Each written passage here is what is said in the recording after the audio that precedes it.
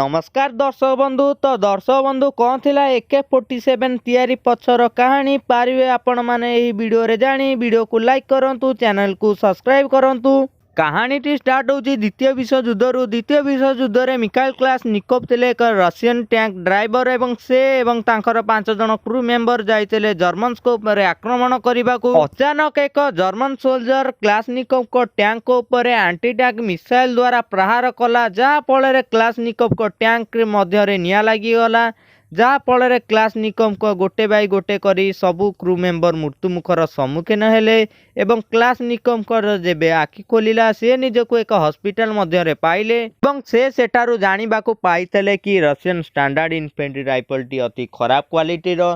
से अत्यधिक थंडारे भी मध्य जाम हो जाउतला एवं अत्यधिक गरम रे भी मध्य जाम हो जाउतला, जहा फल रे बहुत सारा रशियन सैन्य माने मृत्यु मुखर सम्मुखीन होते। क्लाशनिकोव भाबितले मु एपरि भाबे एक बंदूक निर्माण करिबी जहा कोनोसी भी परिस्थिति रे भी मध्य चालिबो एवं मिखाइल क्लाशनिकोव सेठारु निज शहर को गले।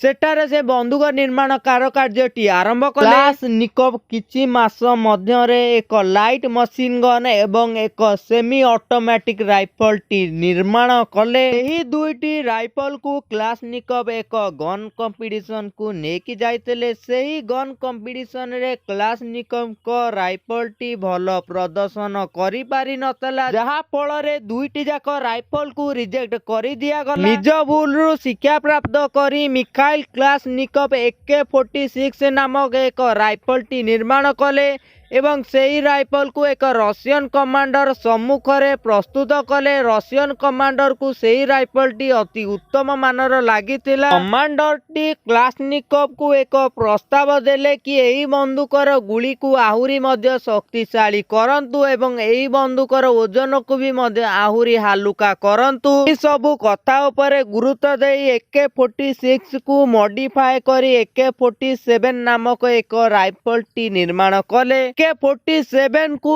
क्लाशनिकोव एवं कमांडर सेही गन कंपटीशन को नेकी जाइतले, जेउ गन कंपटीशन रे क्लाशनिकोव रो दुईटी जाक राइफल टी रिजेक्ट होई जाइतिला। सेही गन कंपटीशन रे AK-47 अति उत्तम मानर प्रदर्शन करितेला। AK-47 पानी मध्य रे भी रही नतेला एवं बाली रे भी मध्य जाम हेलानी, जहा फल रे क्लाशनिकोव रो AK-47 को रूस रो सेना रे ग्रहण करि निया गला। 1947 एवं 1948 मध्य रे 10 रु 12 लाख AK-47 तैयारी होइतला। एहा इतिहास रे प्रथम थर पई होइतला कि एते परिमाण रो बंदूक एक वर्ष मध्य रे तैयारी होइतला। एबे जानि नबा AK-47 को कैलिबर ऊपर बेस अछि, एहार ओजन केते एवं एहार रेंज केते। AK-47 रेंज होउची 300 रु 400 मीटर, एहार ओजन होउची 3 किले। एही बंदूकर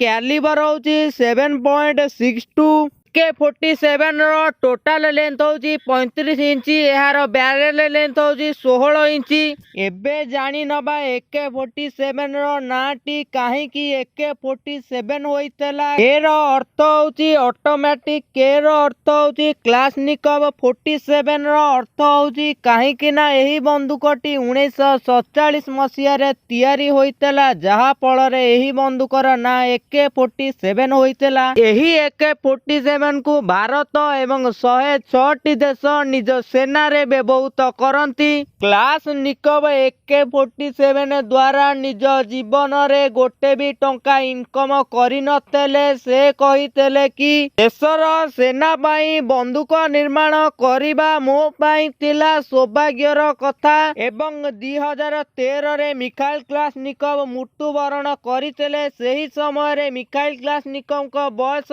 94 वर्ष थिला। वीडियो को लास्ट पर्यंत देखिथिबारु हृदयर सहकारे धन्यवाद।